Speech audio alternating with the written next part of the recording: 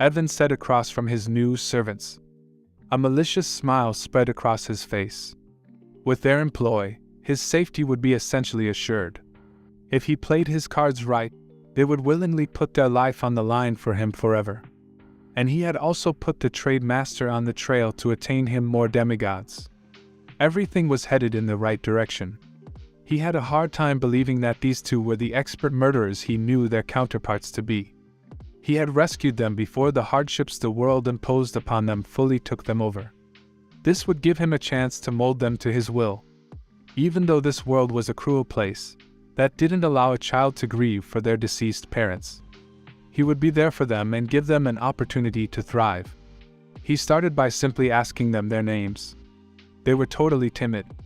This easy question would help break the ice. The young blood which was the first to try to give him his answer. I say try because it took a while for her to build the courage to say she was Belua, and that her mommy used to call her Lua. It's nice to meet you, Belua. I hope one day you'll trust me enough to call you Lua. After she broke the ice, the silent knight quickly spoke up. His name was Shine, which was the opposite of the darkness he once wielded. I'm Evan de Shiatan, the two of you can simply call me Evan. I hope the three of us become very close. Shine demanded answers for why the rich son of the Marquis had any interest in trash like them. You're old enough to see that there's nothing special about us. So, did you purchase us to be your playthings? This question made both Mabel and Evan sit straight up. The carriage sped along, seemingly hitting every rock it came across. Evan explained that he understood that the world was an unfair place. But he had been lucky enough to be born into a wealthy household. You can even say he was blessed to be born into a wealthy household. As the second son of a marquis, his life had always been filled with joy. I would like to share my blessing with you. Why are you playing with us? I was born in the gutters with a weak body, and there is nothing I can do about it. He wanted to know what kind of blessing would be offered to someone like him.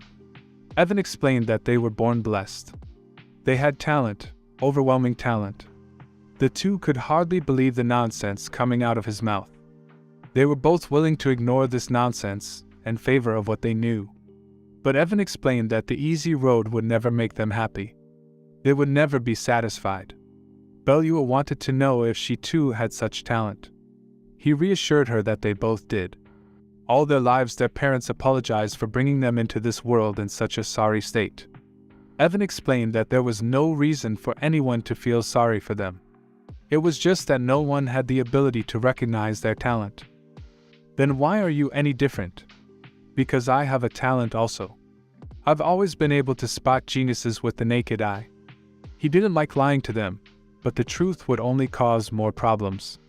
His words had Belua on the edge of her seat.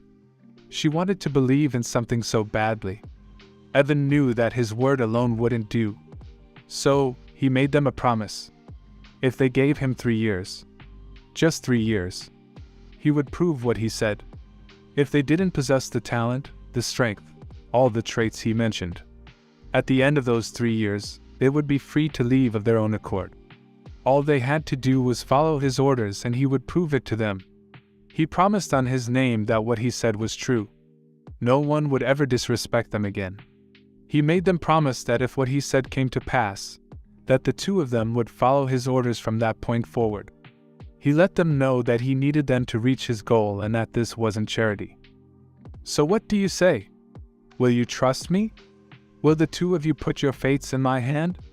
Both their fates had already intertwined before either of them chose to put it in Evans's hands. Belua had no problems. She immediately put her fate in his hands. Shine was reluctant. He didn't believe he was worthy to take such an offer. His parents literally on multiple occasions apologized to him for making him so weak. Shine, in 3 years you'll be thanking your parents for making you the way you are.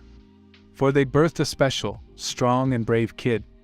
This is all it took for the two demon god kids to finally succumb to their grief. The tears flowed and Evan comforted them. But on the inside he was stoked. He had set out this day to obtain a bodyguard. But he was coming home with 2 of the very best.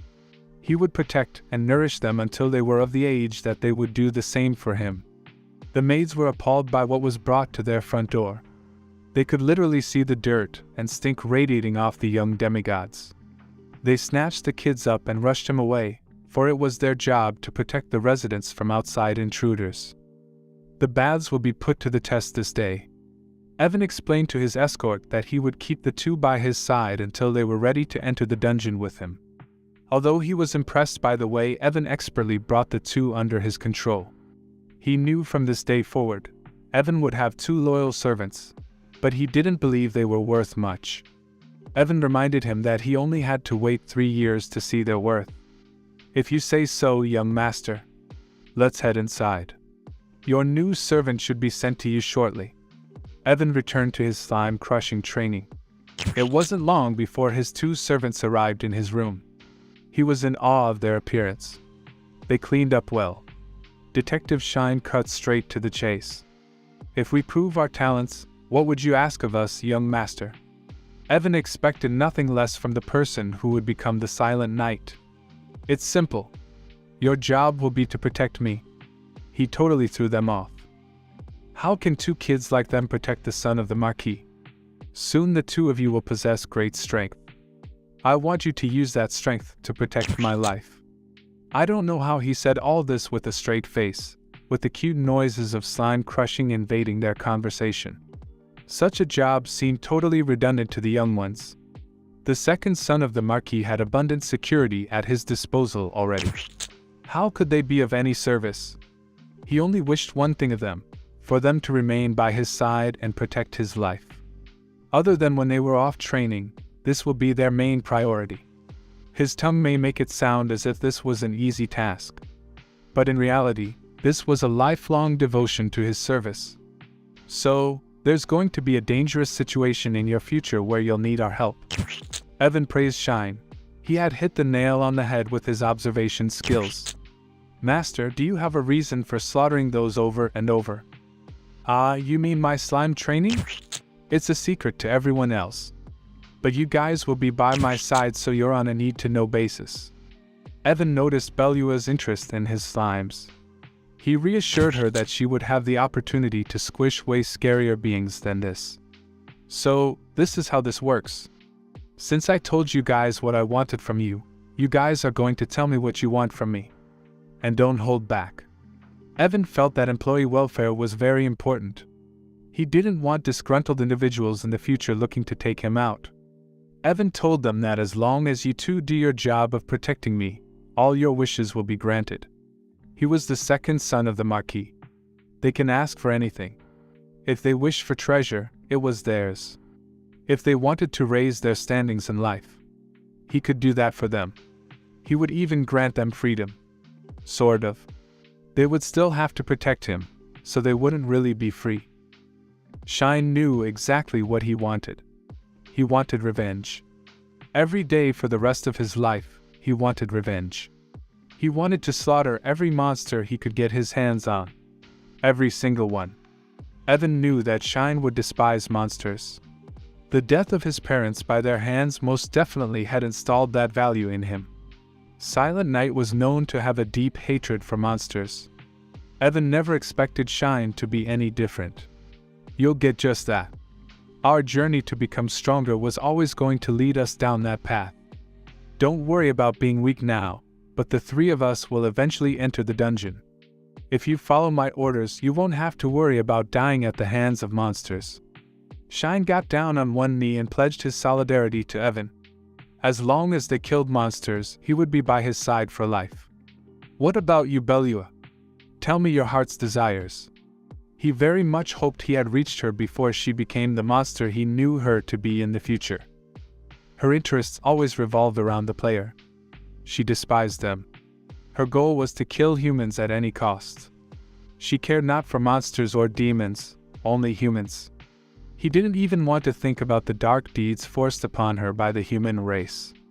Those deeds had turned an innocent little girl into a monster. But it turned out she had no idea what she wanted. She knew her basic desires. She desired not to be cold.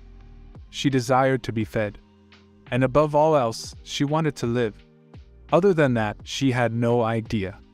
Evan reached out to comfort her. She was young. It was understandable that she didn't know what she wanted. He explained that in time, she would learn exactly what she wanted and he would be there to help her. Evan was getting exactly what he wanted without having to give up anything in return. Okay, beginning immediately, you two will begin a special training regime. His slime training wouldn't suit them, because the demigod race didn't gain much from the existence system. Their growth was minuscule compared to humans. He knew exactly what benefited the demigod race above all else.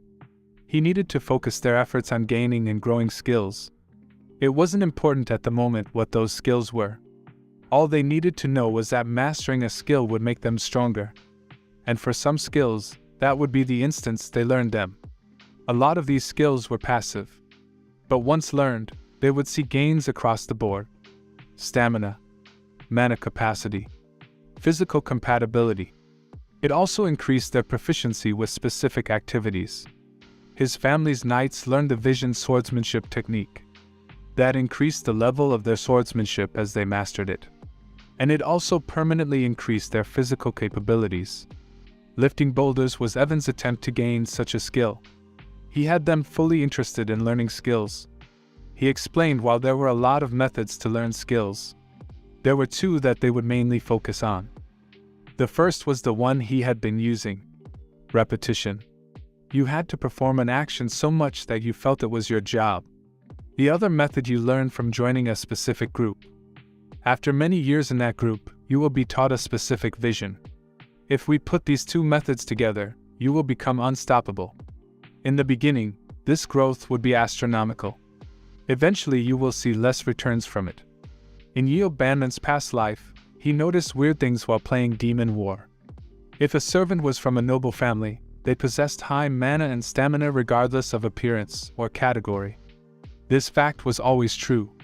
The higher the rank of the noble family, the higher these traits would be. Them being in his family put them in a very good position. The Marques's household had the best skills in all of the kingdom. He had them pumped up. They couldn't wait to learn these skills. He informed them it won't be easy to master these skills, but if they put their effort in, they would achieve it. Because of their upbringing, they would have to work harder than all the other maids. But if they succeeded, they would have a strong foundation. That would be invaluable when entering the dungeon. I could tell you what path to choose, but I can't walk that path for you. Do you two believe you're ready to walk that path? The fire in their eyes told Evan all he needed to know. Back in the carriage, Evan had a hard time believing that these two really were the world's greatest demigods. The two demigods were eager to start down their chosen paths. But first he had planned something special for them. The head maid showed up. She wasn't interested in the games that he used to play. He reassured her that he wasn't a baby anymore. And he had a favor to ask her. He wanted her to personally teach his bodyguards. She had no interest in using her time to. Evan immediately hit her with one of his special attacks. They're very important kids. They're going to be by my side forever. They're a bit weak, and they may learn slowly. But I guarantee you they're talented. So, can you be in charge of them? Pretty please. He could have asked anything of her, and she would have agreed. No one could withstand the God-given gifts of this child. Belua would be personally trained by her, and Shine would be in the hands of the head butler. This is not what Evan had planned. She reassured him that if he acted the same way with the head butler, he would get what he wanted. Shine was worried for his master. What kind of man was the head butler? And at that moment, the head butler showed up. Did you call for me, young master? All he could do was face this with his full power. He would just have to lose a little dignity in the process. The recent horrors he had experienced ran through Shine's head. All of it was as real as the day it happened. His mother made him run away. She promised that she'd make it out alive. Nothing would stop him from getting his revenge. He didn't care what the price was, he would have it. The gorilla-headed butler snapped him out of his daydream. Gorilla Head held no punches back. If his trainee was going to become the person the young master needed, he had to give it his all. Shine got back to work. He put everything he had into it. A servant of the house sure then had to have endless stamina. If one wasn't able to aid his master, he was useless. Gorilla Head informed him theory lessons began in the afternoon.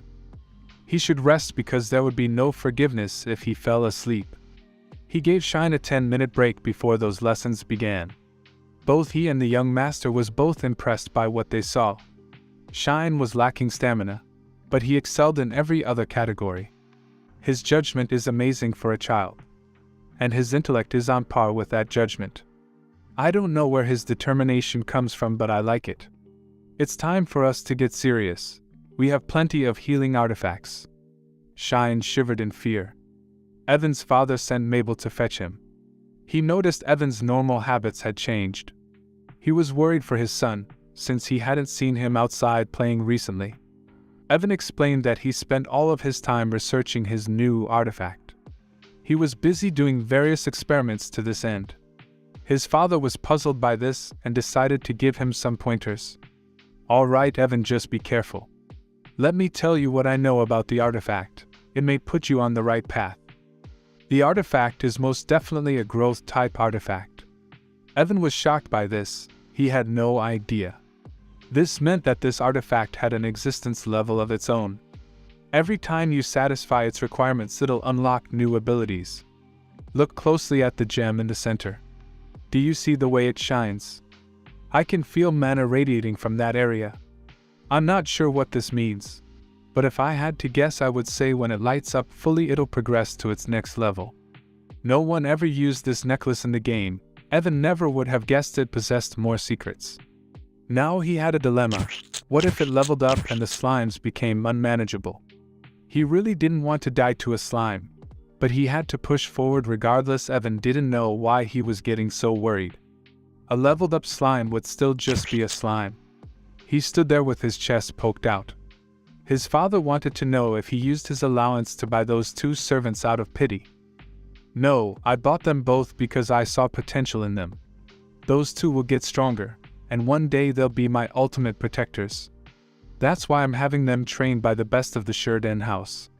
His father informed him if he believed that to be true, that he would trust his judgment. Their responsibility falls into your hands. Not their own, but your hands. Yes, father, those 2 are my people. After Evan took on his first 2 personal servants, Mabel did everything in her power to try to become one also. He instantly told her no. He wanted nothing to do with her. 3 months of torture had passed in the blink of an eye. Gorilla Head had pushed Shine and Belua to their limit day in and day out. Evan thought things had turned out well, but Gorilla Head held higher standards. But regardless, their stamina was now on par with the other maids. Evan was a little afraid to hear how hard the 2 had been pushed. Gorilla Head was truly scary. He really believed it would take 3 years for them to reach this point. Who would have thought it would only take them 3 months? It will be unforgivable if we didn't meet your expectations. You'll never have to worry about us not putting in the effort. All Belua said was she worked hard. Going forward, I'll only need their presence half of the day. That way they'll be able to spend more time fulfilling their role. Evan had another surprise planned for his personal servants. He asked Gorilla Head to prepare something for him. Gorilla Head took pleasure in getting Evan exactly what he needed. It took one of incredible skills to be the builder of a Shurden household. His people wouldn't be able to get through dungeons on skills alone. Luckily, his cheat sheet was perfect for these situations. He had attained twin daggers for Shine, and a lamp for Belua. Shine took to his new weapons instantly. But the weapons weren't just ordinary weapons, both were artifacts. Items his family had just shoved into storage. Evan knew exactly their worth and how to use them. Evan was proficient in the use of twin daggers. So, he trained Shine himself. He knew all the in-game methods to accomplish one's goals using minimum effort. He spent his time passing this knowledge on to Shine. Belua's situation was different. He wanted to just show her what to do. But the skill to be a fire mage was something she had to grasp on her own. The lamp may look like outdated trash, but by simply activating it over and over you could learn mana capacity control. He told Belua if she can learn this skill she will be well on her way to becoming a mage. He showed her how to activate it once and left her to it. She would either learn the skill or she wouldn't. It was as simple as that. A lot of things was affected by this one skill. Spell incantation, a spell's force, absolute mana capacity, all were affected by this one skill. But alone the lamp was truly special. Just by activating it, your affinity towards fire rose. It alone will allow you to become a fierce fire mage. If she figured it out, the lamp would be perfect for her. She tried her hardest, but she just wasn't making any progress. But lucky for her, help was on the way. Evan's mother confronted Bellua about why she had such an old item in her possession. She explained to the madam that it was a gift from her son Evan. If she learns to activate it, she would become familiar with controlling mana. But so far, she's had no luck. So my son, who has no talent for magic, wants you to use that difficult artifact to learn mana control. I think I'll help you with your witch training. But it'll be our secret. 3 months had passed, and special training stage 2 was going well. Bellua is having no problem repeatedly activating her lamp. And Shine is doing his best training the twin daggers technique, Beehive Feller. Evan has progressed to slaughtering slimes with both hands. Learning that Mirasol's necklace was a growth-type item had changed Evan's plans. The opportunity to kill slimes with a 6-pack enticed him. Higher-level slimes would be harder, but the experience gained from such kills meant he didn't know when he would be returning the necklace. He hoped his father would be okay with it. If he was able to steadily grow, Mabel's kitchen knife would pose him no danger. It looks to be about the time for Immortality Project 3. Evan's mom spoke about him a lot during Bellu's training. Immortality Project number 3. Myriad Poison Immunity. Evan Dishiadan felt it was best he worked on his poison immunity. It was, after all, one of his top causes of death. But like anything he did, it had to be complicated.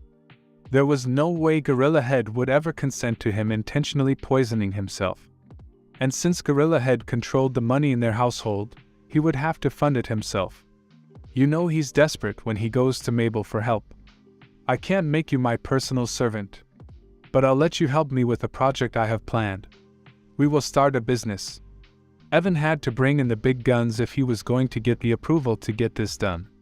The Sheridan family's first son, Eric D. Sheridan. Evan creating the business lined up perfectly with tasks their father had given the eldest son, Eric. Their father had given him the task to build his leadership skills. Being a city inspector would allow him to rub shoulders with the influential businessman all across their city. Evans's plan was to drastically overhaul the business environment in their city. His older brother read through his business plan. He couldn't believe this was the work of his younger brother. Evan forgave his brother for feeling this way. There were things in that document that a 9-year-old really shouldn't know. All the happenings in the city for the past half-year have been written there. Everything a merchant would find useful. If Evan was to use the information found in these documents to his own end, he would become a very successful merchant. But he was only interested in earning a little allowance. At least that's what he told his family. His brother understood it. Together they would take this proposal to their father. Evan had planned everything out perfectly. His father was worried that this was too much for a small business. He explained that he was only planning on running one business. The rest could be ran by businessmen of their choosing. He was only interested in running the medical facilities. His father decided to treat him the way he would treat anyone who brought such documents to his table. You wrote this with the intention of offering the information to me. Key parts are intentionally left out. Are you planning on negotiating with your own father? Evan stepped up to the plate. How else would I make you believe I was serious?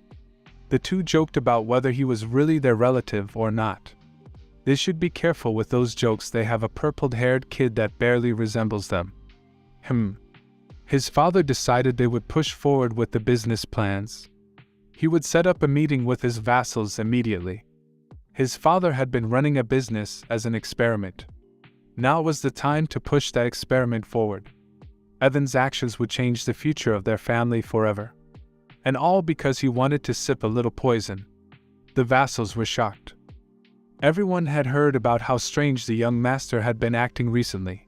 But this is not what they expected. Him being so young took value out of the documents. but they would push ahead anyway. The risk would be worth it. But they all wondered what his interest was in the medical business. But to put it simply, he felt it was his responsibility to take care of the weak and poor. The people who the church was willing to leave by the wayside.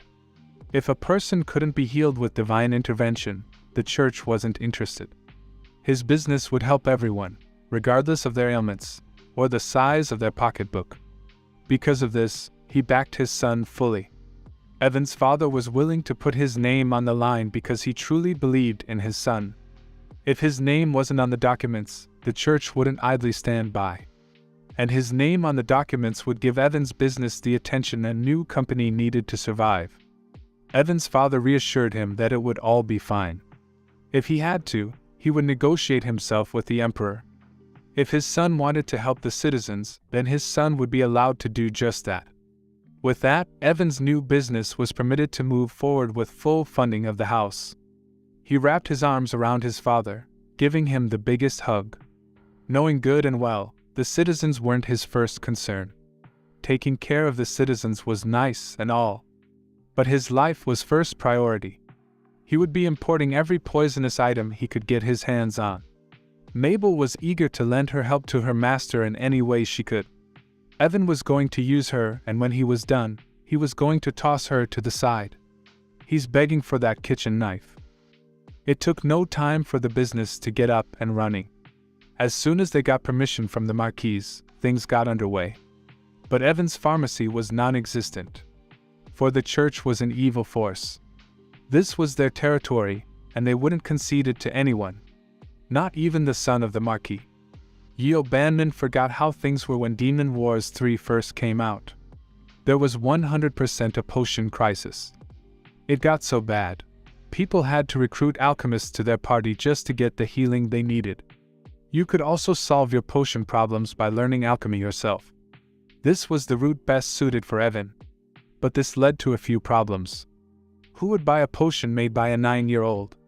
He would need to train under a true pharmacist to show the city he had talent. He could share his cheap potion recipes in exchange for their tutorage. It turns out finding the pharmacist wasn't that easy, so he sent Shine in search of one. Shine returned with an unexpected face. The head of the slave exchange. Word had reached his ear that Shine was searching for a pharmacist. And since it was his forte to find people, he compiled a list for Evan. Their city was short on pharmacists, but if you looked outside the city there was quite a few. The church was serious about keeping healing underfoot. He passed Evan a list of all the pharmacists he knew. The document was immaculate. It seemed the head of the slave exchange wasn't just a simple man. Evan was shocked to see a familiar face on the list of pharmacists. "Can you bring me this person?" Bernard Garcia, age 63. He was a hermit who lived in the forest. He only came to the city occasionally to sell herbs at a very good price. This gave him a great reputation. All people knew about him was that he had a little knowledge about medical herbs. The trade dealer encouraged Evan to choose someone a little more knowledgeable. But Evan would have none of this. Bernard was someone very special. He wanted the slave dealer to be very respectful when bringing Bernard to him. Shine understood that his young master had used his special talent in this situation. Bernard Garcia was a master alchemist in Demon War 2. He was the greatest NPC pharmacist in the game. Evan wouldn't pass up this opportunity. To think that Bernard Garcia was still alive in Demon War 3. It took 4 days for the master alchemist to arrive at his door. Bernard Garcia had no problem revealing that they had been gossiping about the brat. His people's skills were surely lacking. But what else would you expect from a hermit? The slave trader defended the honor of the son of the Marquis. But Evan seemed to be smitten by his idol. The slave trader had also acquired the pretty young assistant requested by Evan, Hannah, brother's pharmacy assistant-to-be. Everyone seemed to insist that the old man act stiff and formal for some little brat. He was seriously contemplating heading home. It was time for Evan to put on the performance of our lifetime. His secret weapon would bring Bernard into line. When he was done, Bernard demanded he call him Grandpa. The slave trader acknowledged the excellent skills of the young master. As he made his leave, He reminded Evan of the deal they had struck earlier. He would be able to provide the demigod kids if Evan was still interested. Evan insisted that he bring them to him immediately upon finding them. And as a bonus, he insisted the trade master would be wise to see his father before he leaves. If you mention that you brought me a skilled helper, it should open many doors for you, but keep this a secret between us. Bernard was confused. He initially assumed that the trade master was a conman trying to offload money from a spa brat. But his eyes told him things were different. He asked Evan if he was truly just a child. Evan insisted he really was just a 9-year-old. He used the title Grandpa to seal the deal. Bernard only showed up to learn alchemy spells that, the conman insisted, the small brat knew. Evan extended a deal to the master alchemist. If he was able to show Bernard alchemy that he had never seen before, he would stay with Evan for at least 5 years. Bernard had no problem with such a deal. Matter of fact, he upped the stakes. If what Evan said was true, he would stay for 50 years. But if it wasn't, Evan would have to become his apprentice and expose all of his secrets to him. Something about that sounds like a win-win for Evan. Either way, he was bound to get what he wanted. They headed to the brothers' pharmacy. Upon seeing their building, Bernard was impressed. It gave off a "F you to the gods" vibe, and he loved it. Hannah was impressed. If only she could work for such an establishment. "We can most definitely make that happen, Miss Hannah." The building was nice and all, but Bernard's interest lied in learning new alchemy recipes. Evan insisted on showing him his medical production room first. The facility was state-of-the-art. It was like nothing Bernard had ever seen in this world before. Evan introduced them to his medical herb incubation potion process. They were both shocked. Bernard because this was the first time he ever heard of herb incubation. And Hannah because they used big words. This was a cheat recipe that only he would know. It was fast to produce and took minimal ingredients. In order to gain such a recipe, all you needed to do was beat Demon War 4 on hard difficulty. So obviously a character from Demon War 3 would have no idea what took place in Demon War 4. He decided it was time to lock his new grandpa into servitude. Using his cutest face, he held the potion in 2 hands and asked his grandpa if he knew of such a potion. All Bernard could say was shit. The incubation process was simple. You deposit medical herbs in the fluid. The more precious the herb, the longer it took to incubate. The only downside was there was a limited use on each medical herb. But as long as you replace them, you have an indefinite supply of medical potions. Bernard was shocked. He was sure he had seen it all, and nothing new would ever pass through his hands. Because of this young brat, his last years upon this planet was bound to be enjoyable. Evan whipped out the contract with no remorse. His party was coming along nicely. Although his newest member was limited to the production field, Bernard was a master in that field. Hannah, on the other hand, was an unknown variable. Then there was his fire witch Belua. And Shine, his shadow assassin. And his future murderer Mabel rounded off the list. Recruiting Bernard had opened his eyes to a fact he didn't believe before. This was not a game, it was real life. There was a high chance that he would run into characters from other Demon War games. And even characters that are yet to appear in the series. He would need to upgrade the scope of his cheat guide to include all his knowledge of the full Demon War series. He really had hoped this Bernard wouldn't have his most famous trait. But it turned out he was still a giant pervert. The story you just watched is called Never Die Extra. Let's show our appreciation and support for the original creator of this manhwa and their incredible efforts. With over 50 chapters released so far, this video covered only chapters 8 to 14. Be sure to continue reading to delve deeper into the story. If you haven't already, please subscribe to discover more amazing manhwas, and mangas. Thank you for watching, and we look forward to seeing you in the next video.